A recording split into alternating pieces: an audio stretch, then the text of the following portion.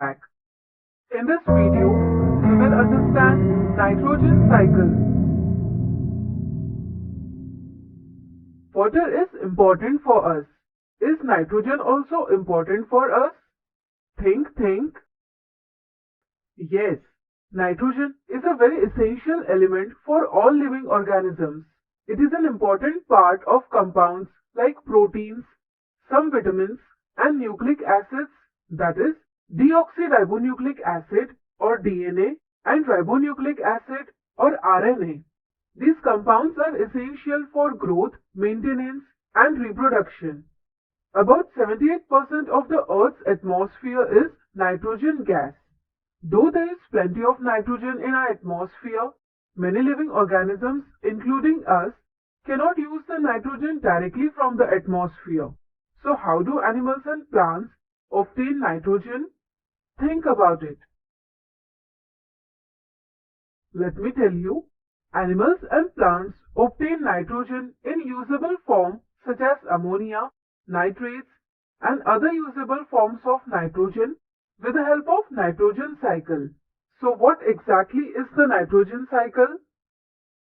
Nitrogen cycle is a biochemical cycle through which nitrogen is circulated in various forms in our environment. This cycle has various stages such as nitrogen fixation, assimilation, ammonification, nitrification, and denitrification.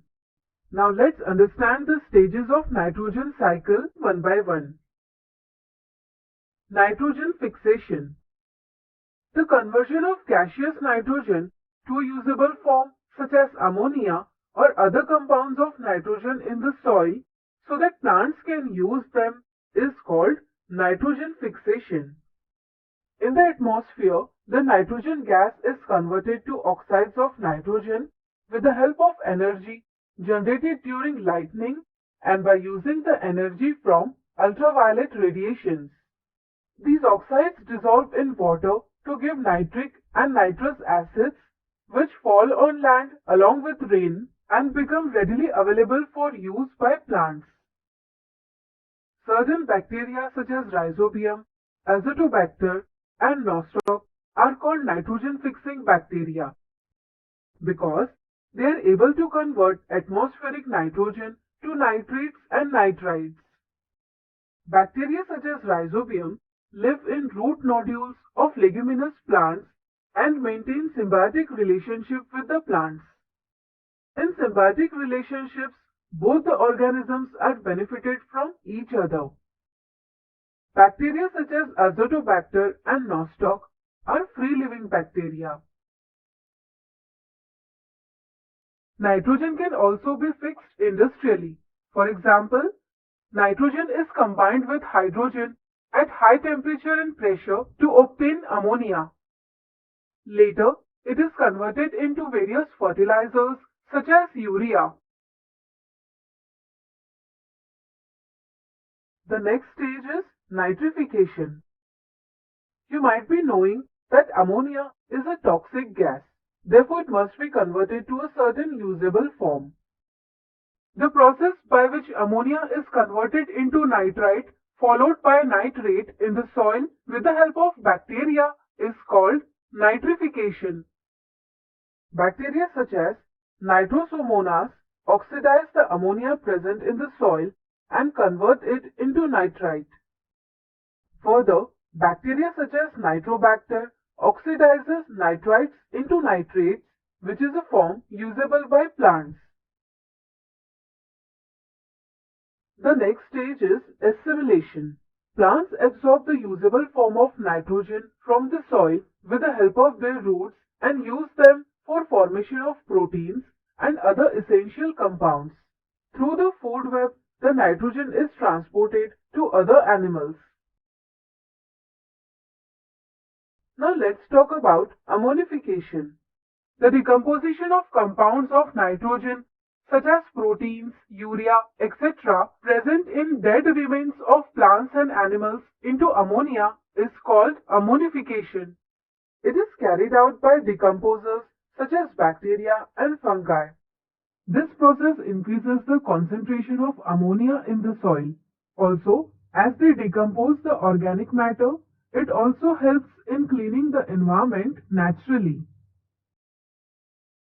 Now we are at the final stage of the cycle.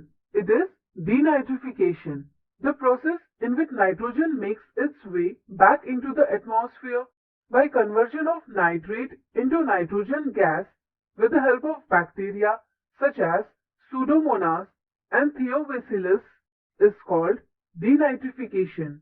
This completes the nitrogen cycle. In this way, the percentage composition of nitrogen in the atmosphere is maintained. Friends, the nitrogen cycle is very important for us. However, due to many human activities, it does not remain balanced and it affects the ecosystem at a particular place. Let's talk about one of these situations called eutrophication. In the race of obtaining more agricultural yield, we use fertilizers in excessive quantities. Often the runoffs from agricultural lands transfer nutrients, usually rich in nitrogen and phosphorus, to water bodies. Another way of nutrients entering in water bodies is wastewater from industries and sewage. Due to this, the concentration of nutrients increases in the water. As water becomes overly rich with the nutrients, there is excessive growth of water plants, especially algae, such as phytoplankton in water. The rapid growth of water plants, especially the algae in water, is called bloom. Such excessive growth of algae covers the surface of water and reduces the concentration of oxygen. Further, it prevents light and oxygen from entering into the water. As a result, the aquatic plants and animals die. This is called eutrophication.